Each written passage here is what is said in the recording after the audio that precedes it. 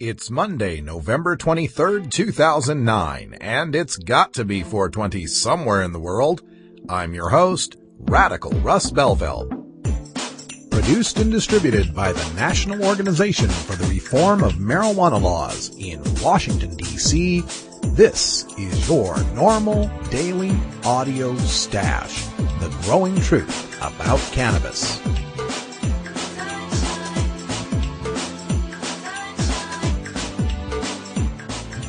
Welcome to the most popular podcast regarding marijuana in all of America and all the world, featuring interviews with scientists, politicians, doctors, prohibition policy activists, regular cannabis consumers, musicians, and NORML staff and NORML's board of directors, along with music and comedy no other podcast can offer.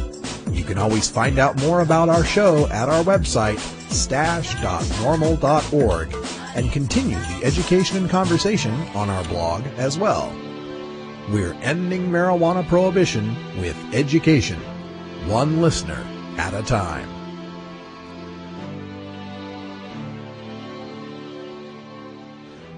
The podcasting and blogging technology for the NORML Daily Audio Stash is provided by Red Aphid Interactive Media. For your professional web design needs, visit redaphid.com. Good day, Stashers, and welcome to the podcast. Glad to have you here. We sure had a lot of fun this weekend broadcasting live from Oregon NORML's Cannabis Cafe in beautiful North Portland, Oregon. We were on NORML Show live from the cafe 6 to 8 p.m. on Saturday, and by all accounts, we had ourselves a pretty good show. You can check out the archive download at live.norml.org. You can download the 2-hour show, which has already been heard by over 1,000 people. So we're getting that word spread far and wide. A lot of the news stories have just come out on Monday today regarding the Cannabis Cafe. There's a big AP news story on it, including some video with Madeline Martinez and our NORML photographer LK. Makes a little cameo appearance as well. The story has also reached the top of usatoday.com, where once again they refer to it as the first cannabis cafe in the nation. We've been hearing a lot of reports about this and people complaining from the San Francisco area about there being cannabis cafes, smoking lounges and the sort, all the way back to the mid-1990s and the Dennis Perrone era. I should let everyone know, if you check out the NORML releases on this, the 3 posts I've put on the stash and what we put on the NORML press release, we never said it was America's first cannabis cafe. We pointed out it was NORML's first cannabis cafe or Oregon's first cannabis cafe. But seems like many in the news media ran with the idea that it's the first. So don't blame us for hyping it. Blame them for not fact-checking. Now, coming up on your daily audio stash, we'll begin with your cannabis community calendar and some shout-outs to our K-states. But also we've got your hemp headlines, which are dominated by stories of medical marijuana and children. We begin with a piece out of the New York Times, using medical marijuana for attention deficit hyperactivity disorder. Then the Washington Post takes a look at the rising support for marijuana legalization in America. Then we turn to ABC News' Good Morning America, which has a story on using medical marijuana to treat childhood autism. For our Daily Toker Tunes, brought to you by Planet Fantastic and Bella Blue Tie-Dye, we bring you some jazz for Roots Monday, Paquito de Rivera and his tune, Who's Smoking? And we've got a new segment on the Daily Audio Stash, Behind the Headlines with Paul Armentano, which will appear every second and fourth Monday. Paul Armentano is NORML's deputy director, and he has tons of information that never makes it to the front pages of the newspaper that we'll bring to you here on the Stash. Today we take a look at those stories about using medical marijuana for children and teenagers, and we get Paul's input on the issue. All that and more coming up on your NORML Daily Audio Stash. Hello, I'm Paul Stanford from the Hemp and Cannabis Foundation, or THCF. Medical marijuana is legal in 13 states today, and THCF has clinics in 8 of those states. Our doctors help qualified patients obtain an authorization for medical marijuana in their state. Patients are eligible for medical marijuana with a history of either severe chronic pain and or nausea, cancer, AIDS or HIV, hepatitis, glaucoma, seizure disorders like epilepsy, chronic muscle spasms such as in multiple sclerosis or asthma, neurodegenerative diseases such as Alzheimer's, and gastrointestinal gastrointestinal disorders like IBS or Crohn's disease. If you or someone you know has one of these conditions, our doctors will help you obtain a permit for medical marijuana. THCF Medical Clinics has offices in Washington State, Oregon, California, Colorado, Hawaii, Nevada, Montana, and now Michigan. Call 1-800-723-0188 or go to the web at hemp.org or 1-800-723-0188. Roll me something fat and long, or pack me a bowl, or fill me a bong. It only comes twice a day, but I don't care. It's 420 somewhere. It's time for your Cannabis Community Calendar, available online at normal.org/calendar. To get your events added to the calendar, send me an email with the subject Calendar Request to stash@normal.org. Tuesday, November 24th, Arkansas NORML will be holding their meeting at the Little Rock Main Library in Little Rock, Arkansas. On Wednesday, November 25th, it's Weed Wednesday on KKFI-FM, 90.1 on the FM dial in Kansas City, where Kansas City NORML will be a guest for Weed Wednesday. You can also listen at kkfi.org on the last Wednesday of every month. On Thursday, November 26th, Kansas City NORML with The Schwag, a Grateful Dead tribute band, will be appearing at 3700 Broadway.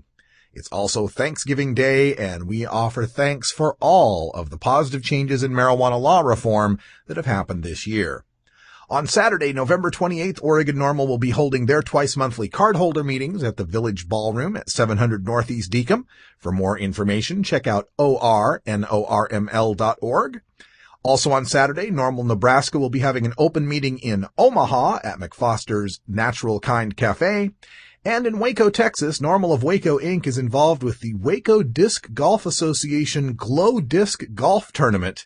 Check that out with NORML of Waco, Inc. For more information on all of these events, including dates, times, names, contacts, email addresses, websites, maps, and more, check out the NORML calendar of events at normal.org/calendar. It's a NORML shout-out. For our shout-outs today, we continue our Sesame Street theme this week with a shout-out to the states with a letter K in them. Brandon from Kansas City NORML wanted us to let everyone know about the new number there at Kansas City NORML. For information, you can call 888-KC-NORML and then dial extension 420 to get the latest updates on KC NORML events and general information. But while I was talking to Brandon, he mentioned how he's on the Missouri side of Kansas City, but gets lots of requests from the Kansas side of Kansas City and from the state of Kansas as a whole. Now, we don't have a state affiliate in Kansas, so we're looking to get one started. If you're in Kansas and would like to form a NORML chapter, send me an email at stash@normal.org. That also goes out to another K-state, Kentucky, as well as Alaska, where we don't have any NORML chapters, and North Dakota, where there are no NORML chapters. So if you're in any one of those 4 states, make sure to send me an email at stash@normal.org. Other states with a K in them include Arkansas. Arkansas NORML is a great chapter, but we had a caller call in from quite a distance away from Little Rock. He's in Texarkana, and he would like to start a chapter in that area. We've got a Nebraska NORML, but again, a big state where we could have a few more chapters. And New York, the same goes for that. New York NORML's very active, but upstate New York could use a few more chapters. And finally, the state of Oklahoma, we've got chapters in both Tulsa and Norman. But if you'd like to get involved with those chapters or start another one, send me an email at stash@normal.org. 76% of Americans no longer support arresting and jailing marijuana smokers, and nearly as many support the medical patients having access to medical marijuana. And over 80% of our citizens now believe the war on drugs is an ineffective failure. So the question is, when will the government's misguided war on adult marijuana smokers finally end? When? Simple. When you and your like-minded friends, family, and coworkers get involved with an organization such as the National Organization for the Reform of Marijuana Laws, also known as NORML. My name is Keith Stropp, and I founded the organization in 1970. Contact us at NORML, toll-free, 888-67-NORML, or by visiting the organization's up-to-date webpage at www.normal.org.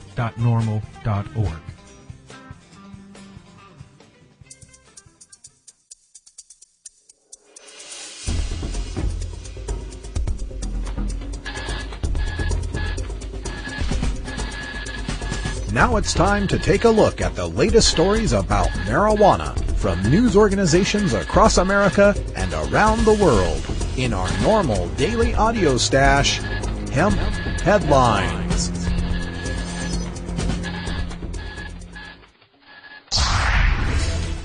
Medical marijuana to treat ADHD in teenagers. From the New York Times.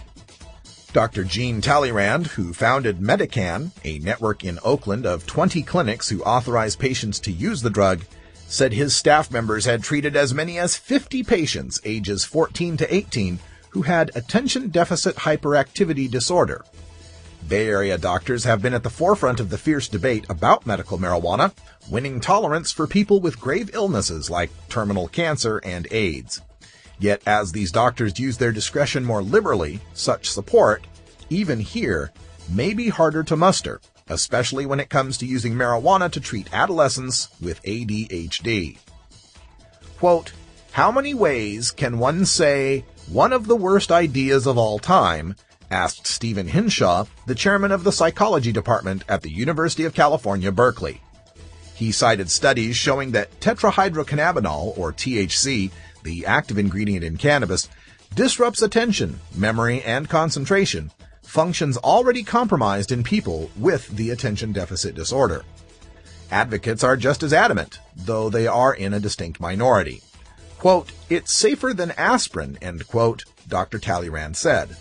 He and other marijuana advocates maintain that it is also safer than methylphenidate, or Ritalin, the stimulant prescription drug most often used to treat ADHD. That drug has documented potential side effects including insomnia, depression, facial tics, and stunted growth. Counterintuitive as it may seem, however, patients and doctors have been reporting that marijuana helps alleviate some of the symptoms, particularly the anxiety and anger that so often accompany ADHD. The disorder has been diagnosed in more than 4.5 million children in the United States, according to the Centers for Disease Control and Prevention. In Berkeley, Dr. Frank Lucido said he was questioned by the medical board, but ultimately not disciplined after he authorized marijuana for a 16-year-old boy with ADHD, who had tried Ritalin unsuccessfully and was racking up a record of minor arrests. Within a year of the new treatment, he said, the boy was getting better grades and was even elected president of his special education class. Quote, "He was telling his mother, 'My brain works, I can think,'" Dr. Lucido said. "With any medication, you weigh the benefits against the risks," end quote, he added. It's always a thorny discussion when you're talking about kids and marijuana, because on every parent's list of nightmares for their kid's future is hopeless drug addict. Our side has the anecdotes about the teenagers who smoke pot and get A's and turn out to be wonderful adults. Many of my colleagues speaking on the Summer Hemp Festival circuit publicly trace their cannabis use back to as early as age 12. Then their side has the anecdotes of the teenage doobie puffer who became either a listless slacker or a recovering heroin addict. Both sides have their studies and enough personal accounts to make compelling arguments. I didn't try cannabis until I was 22 years old. I wouldn't recommend its non-medical use by anyone under age 18, even though politically I know that any relegalization effort will require an age 21 limit. It's not even that I'm so worried about any physical or mental harm that might befall a teenage pot smoker. It's more that I think those teenage years are when your personality and character are formed. You're experiencing so many emotions for the first time. Love, jealousy, anger, frustration, accomplishment, loneliness, and so on, that these things should be felt fully and unaltered. However, I say this as a teenage drinker. I first drank at age 16. I blunted many good and bad times with alcohol up until, not coincidentally, I first smoked marijuana. Looking back, alcohol led to far worse outcomes for me as a teen than had I been a marijuana user. assuming that I wouldn't have gotten caught. So I'm always curious about our society that is so quick to demonize the idea of teenagers smoking reefer when teenage use of alcohol seems pervasive and socially encouraged. Couple that with our pediatricians who seem more than willing to throw powerful pharmaceuticals at every troubled teen, and I'm left perplexed. In this case, though, I trust the doctors who are carefully treating young patients, like Dr. Frank Lucido in this story, or Dr. Lester Grinspoon, who helped his young son through cancer treatments with cannabis. Support for relegalization of marijuana noted by the Washington Post. The shift is widely described as generational. A Gallup poll in October found 44% of Americans favor full legalization of marijuana, a rise of 13 points since 2000. Gallup said that if public support continues growing at a rate of 1 to 2% per year, quote, the majority of Americans could favor legalization of the drug in as little as 4 years, end quote. A 53% majority already does so in the West, according to the survey. The finding heartens advocates collecting signatures to put the question of legalization before California voters in a 2010 initiative. Alan St. Pierre, the executive director of the National Organization for the Reform of Marijuana Laws, said he was astonished recently to be invited to contribute thoughts to the Office of National Drug Control Policy. Quote, I've been thrown out of the ONDCP many times, St. Pierre said, never invited to actually participate, end quote. Anti-drug advocates counter with surveys showing high school students nationwide already are more likely to smoke marijuana than tobacco, and that the 5 states with the highest rate of adolescent pot use permit medical marijuana. Really? That's the best you can do? Let's take a look at the actual numbers from the government's own surveys. And don't take my word for it. You can go to the Substance Abuse Mental Health Data Archive. I've got the link online, and you can play around with what they call the quick tables, which will tell you all the data you need to know to debunk this argument. Indeed, it is impressive that we went from 1/3 of all minor teenagers having tried a cigarette to now less than 1/4. We went from 33% to 22% in just 7 years. How did we accomplish that? Did we arrest those teenagers caught with cigarettes and subject them to a criminal proceeding? Did we institute random searches of kids' lockers at school to find cigarettes? Did we require that any kid who wants to play sports or be involved with extracurricular activities submit to a urine screening for nicotine and its metabolites? Did we arrest and incarcerate adults that we caught with tobacco because doing otherwise would send the wrong message to the children? No. We've engaged in terrific anti-smoking campaigns aimed at kids, like thetruth.com, vigorously enforced a law that allows adults to smoke while strictly carding teens, and fostered research and development of stop smoking aids for those who wish to quit.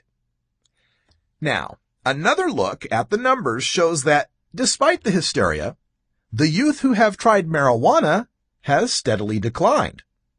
Not at the rate of the tobacco decline, but we've still gone from around 1 in 5 to around 1 in 6 in just 7 years.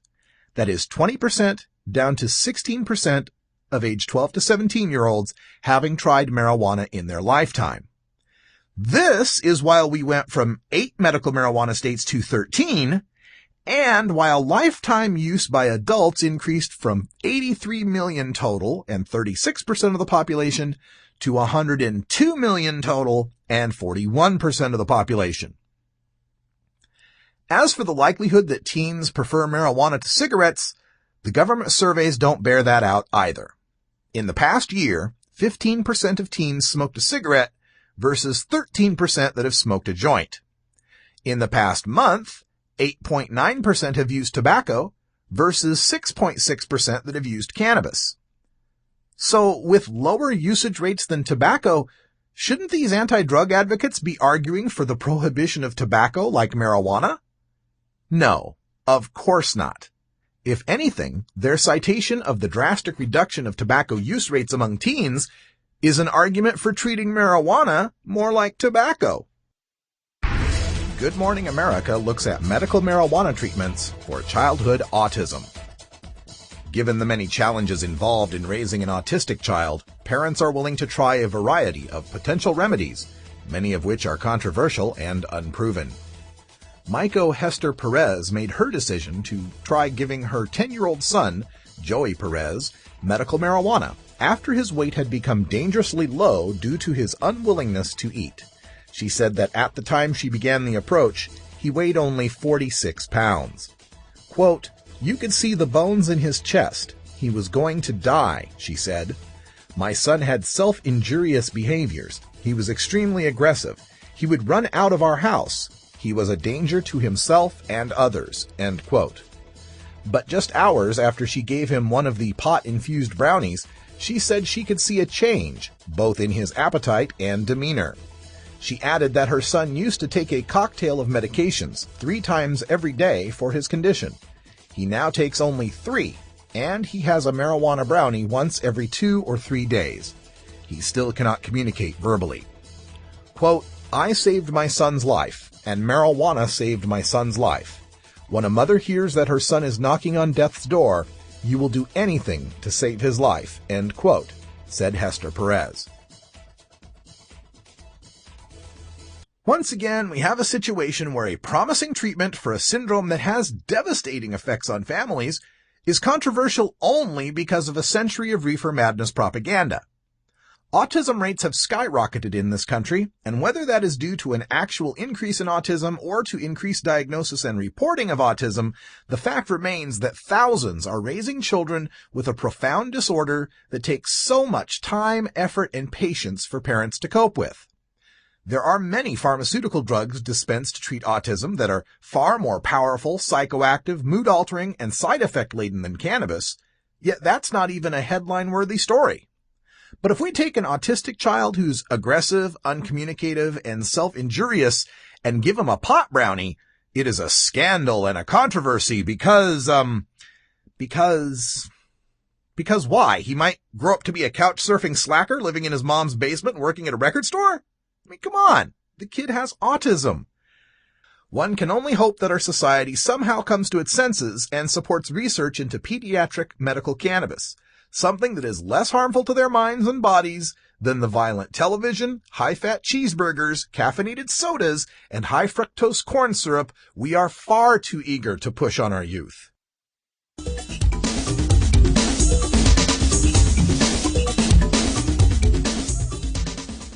Ever wonder how often to change your bong water? The most effective method for baking pot brownies? The best destinations for a ganja getaway? How to hide herb in your car? Whether to grow your own?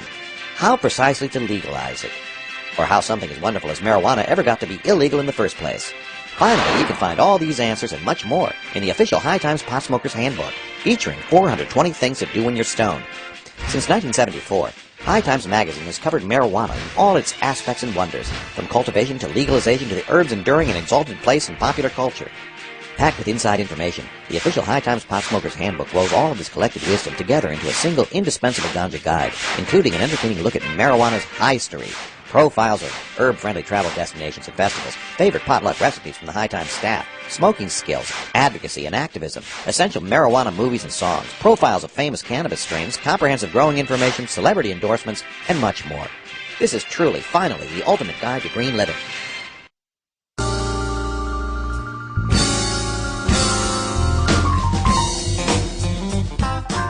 It's time for your Daily Toker Tunes, the best in 420-friendly music from all genres that uplifts, entertains, and informs the public. Our PodSafe music is donated by freedom-loving musicians who support our goal of ending adult marijuana prohibition. Today we bring you tunes for Roots Monday, our celebration of the music that evolved into the popular modern music of today. We pick the best of blues, country, folk, and jazz with a 420 feel and serve it up for you every Monday. Brought to you by PlanetFantastic.com and Bella Blue Tie-Dye Fashions. If you'd like to submit your song to be played on the Daily Audio Stash, send it to us at stash@normal.org. Now, here's some great independent marijuana music for today's Daily Toker Tunes. Born in Havana on June 4, 1948, Paquito de Rivera was a child prodigy who began his musical studies at the age of 5 under the tutelage of his father Tito, himself a well-known classical saxophonist and conductor in Cuba. At the age of 6, the wunderkind was already performing in public, and when he was 7, became the youngest artist ever to endorse a musical instrument when he signed on with the legendary company, Selmer. But by 1980, de Rivera was dissatisfied about the constraints placed on his music in Cuba and longed to come to the United States, where he would have the freedom to fully develop his talents and his career. In early 1981, while on tour in Spain, he sought asylum with the American Embassy and left his homeland forever. Upon his arrival in the United States, de Rivera was helped by many people, in particular Dizzy Gillespie, David Amram, Mario Bauza, and Bruce Lundvall, who gave him his first solo recording date. De Rivera quickly earned respect among American jazz musicians and was introduced to the jazz scene at some of the most prestigious clubs and concert halls in New York. We bring you the title track from Paquito de Rivera's album Who's Smoking. You can get it as an MP3 download at stash.normal.org. This is Paquito de Rivera with James Moody and Who's Smoking.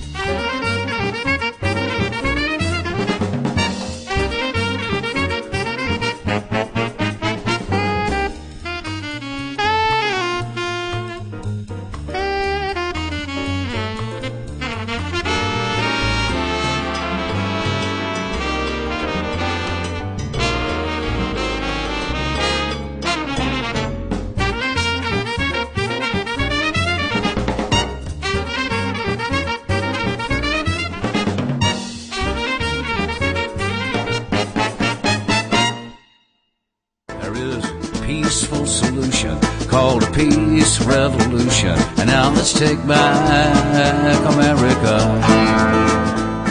Hi, this is Willie Nelson. Like millions of freedom-loving Americans, I'm a marijuana smoker, and I don't think that should be any of the government's business. There's absolutely nothing wrong with the responsible use of marijuana. The next time you light up, take the time to let your elected officials know how you feel. It's time we legalize marijuana and stop treating marijuana smokers like criminals. For more information on how you can help legalize marijuana, please contact NORML at norml.org.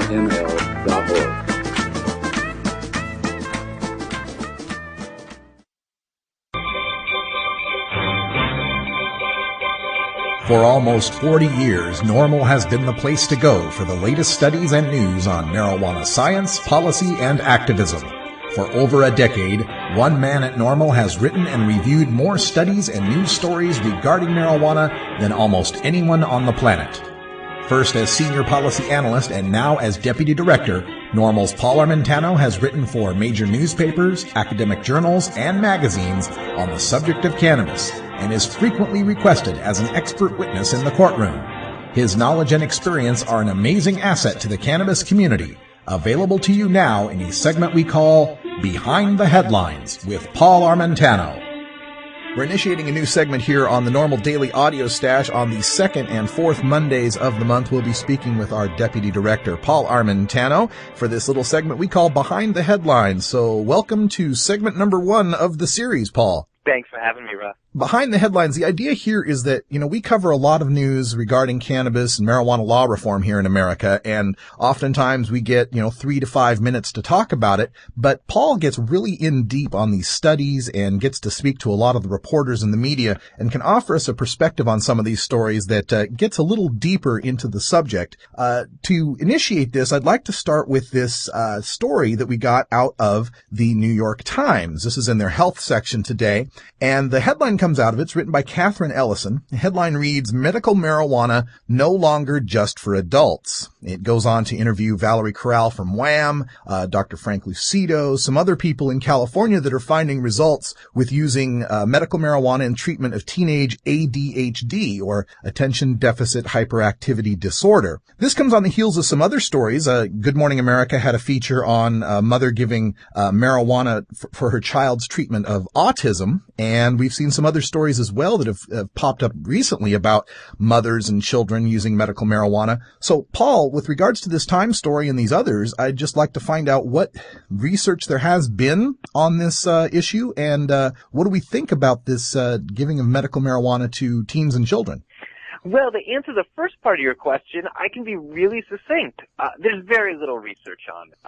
The idea of using cannabis as a medicine to treat a whole host of psychiatric disorders, while there's been anecdotal evidence that we've all heard, for quite some time, whether it's using marijuana to treat depression or using marijuana to treat symptoms of ADHD or using marijuana to treat symptoms of bipolar disorder. While we hear about these sort of case studies time and time again, there is very, very little published research in the scientific literature either establishing that marijuana can play a role in treating these sort of disorders, but neither is there evidence showing that marijuana might exacerbate these disorders as well. At best, what we tend to have is an association. We have survey data that indicate that individuals that suffer from some of these psychiatric disorders tend to use marijuana in greater numbers than do members of the general population. Does that mean they're self-medicating with marijuana?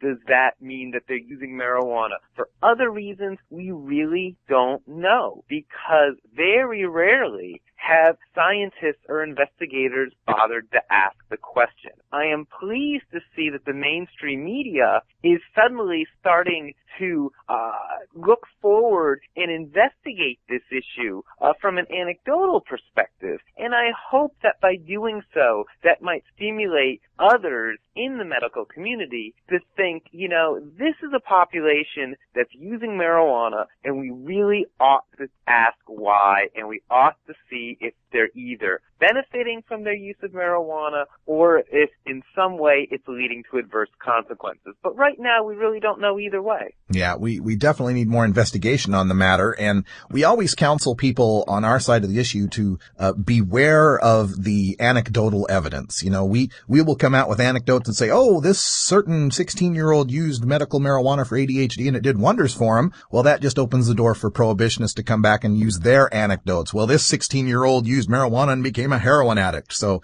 beware the anecdotes. As we dig deeper into this and we look at how this has been used, one of the things that comes up on our side is some doctors and some advocates will say, well, we're giving these kids Ritalin. We're giving these kids this synthetic form of speed here to treat ADHD. If you're going to go the drug route, why not go with the route of medical marijuana, which would be far safer?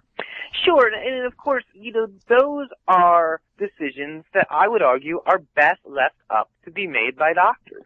Doctors have the expertise. They understand the disease and they understand the needs of the particular patient. Perhaps medical marijuana might play a role for one patient and not play a role for another patient, depending on their clinical history, depending on their personality, depending on their particular symptoms. And that's why I think when we talk about this issue, we really need to be careful that we don't imply this should be a first line of defense or possibly even a line of defense that we paint with such a broad brush. What really frustrated me as a reader and as someone who is an advocate of this issue with the recent New York Times piece was that it was so superficial. We never really addressed the underlying question of whether this ought to be a medical option or not. Instead, it was just sort of a he said, she said with individuals on both sides of the extreme when it comes to this issue, either arguing that marijuana was a panacea or that marijuana was the worst substance known to man. The truth is in the middle, and the American public gets that, and they deserve, when this issue is discussed in a public forum, they deserve not to be so insulted anymore. Now, with this issue, the other thing to fear here, and I just wonder if you fear this, is some sort of blowback against the medical use of marijuana for all people, given that, we have the situation in California where doctors can recommend marijuana for any condition they believe marijuana will help. Do you feel this might lead to abuse, teenagers lying to get a card? How do you see this playing out politically?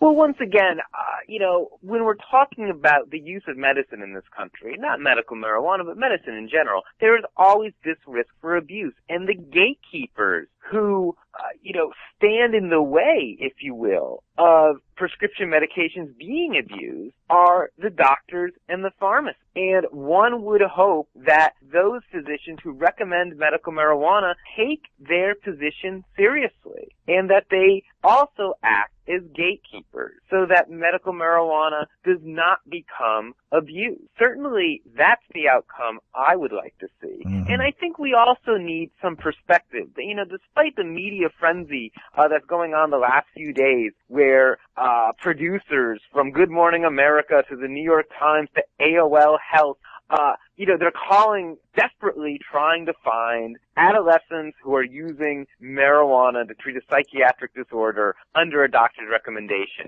And they're very frustrated when I tell them that there are very few folks that I can refer them to. Because in the big picture, despite the fact that medical marijuana has a several thousand-year history, and despite the fact that we now have literally hundreds of thousands of patients using marijuana under their doctor's supervision in 13 states, this notion of physicians recommending marijuana or young people using marijuana for these particular psychiatric disorders is such a small piece of the overall population using medical marijuana that to some degree, I think this media focus is really not much more than sensationalism. Mm-hmm. If the mainstream media wants to cover the use of medical marijuana as a science and health issue, or if they want to talk about medical marijuana as a policy issue, I can give them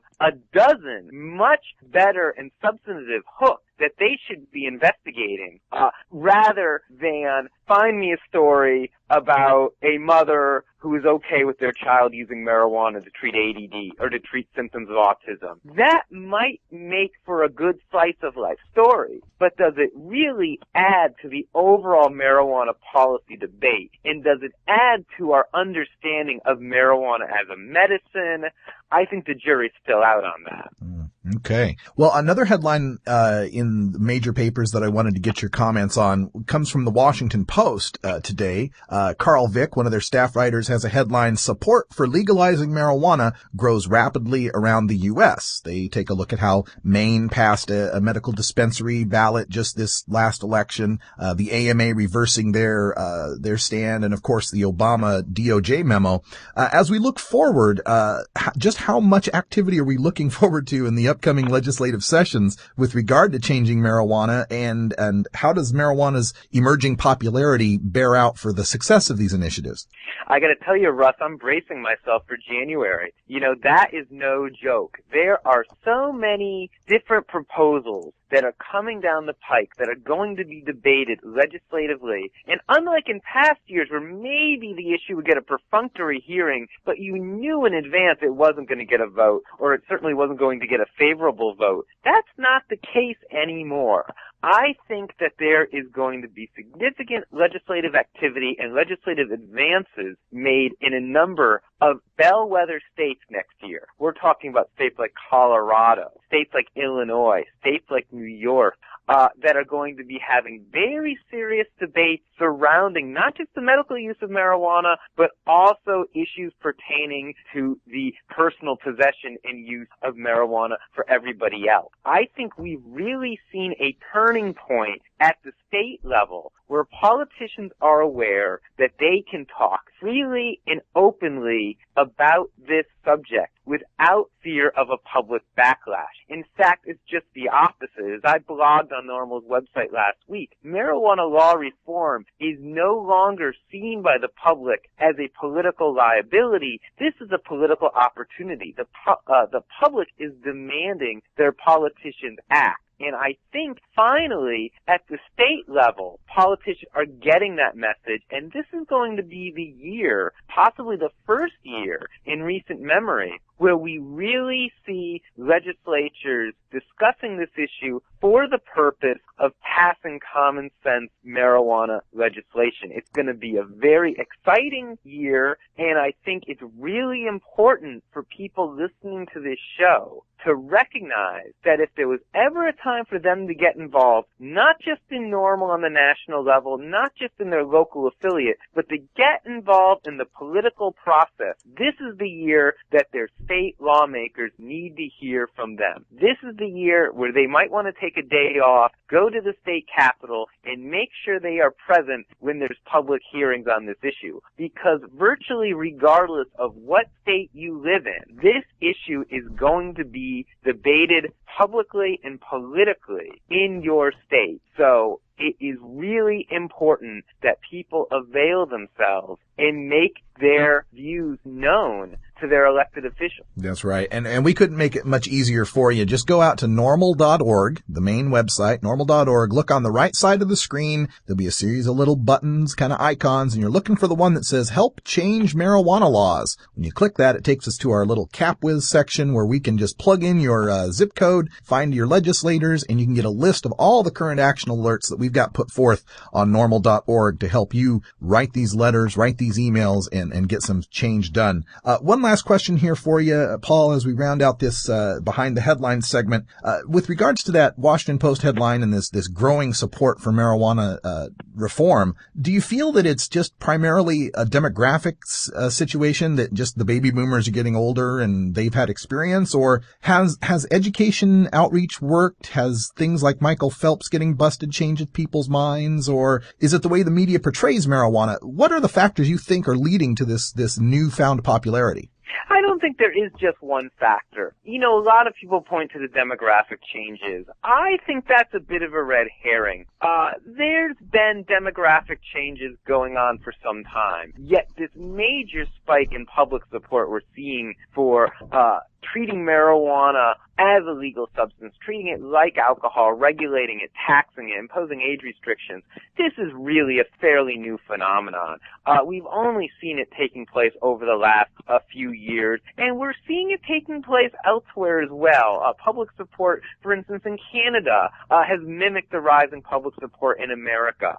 I think what is happening is that a large portion of the public is recognizing that alcohol in many ways is far more dangerous than they've been led to believe. And conversely, they're also recognizing that marijuana is nowhere near as dangerous as our public policy implies. But I think you hit on something also when you mentioned Michael Phelps. This cultural epiphany is sort of taking place where it is just impossible for the federal government to maintain their long-standing smear campaign against marijuana and marijuana users in light of the fact that reality keeps biting them in the ass.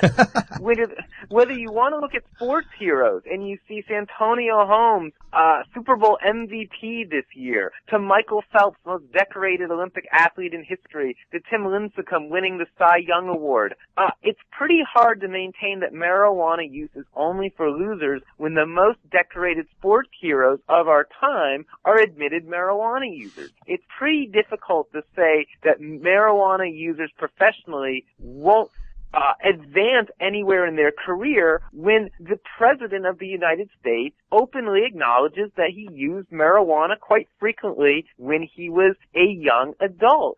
The propaganda is simply falling away because people are becoming more open about their habits. And when that happens, I think it's sort of a wake-up call for Americans, many of whom already held these beliefs privately, but it makes them realize that they're not the exception, that they're not alone, and in fact their friends and neighbors also hold these same views and engage in many of these same habits. And I think that's the shift that is taking place. People are becoming far more emboldened to speak out about this issue and speak out about it in a very adult way than they were even just a few years ago. And I think that's why the media has shifted their coverage on this issue. They're simply giving the public what it wants.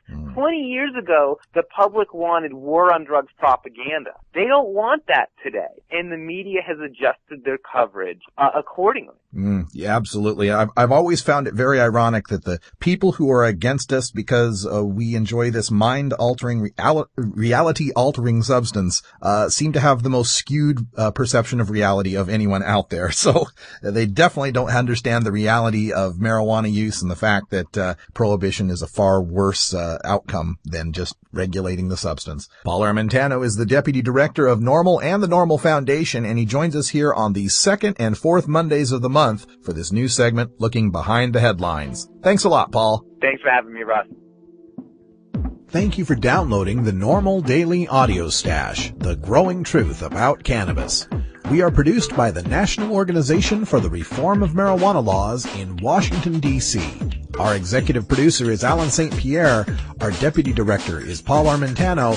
Our webmaster is Brian Judy, and web production is provided by Red Aphid Interactive Media. As always, you can catch up on the latest information about marijuana at www.norml.org. And you can interact and download from our Audio Stash blog at stash.norml.org.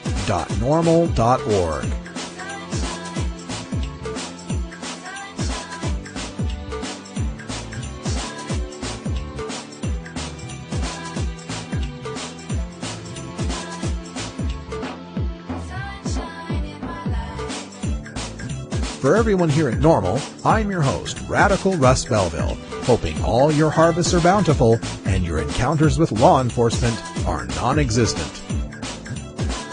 Today with the reminder that this weekend is Thanksgiving weekend, and even here at the NORML Daily Audio Stash, we like to take a day off now and then. So on Thanksgiving Day, Thursday, I will not be producing a stash. I'll be watching my beloved Green Bay Packers play the Detroit Lions.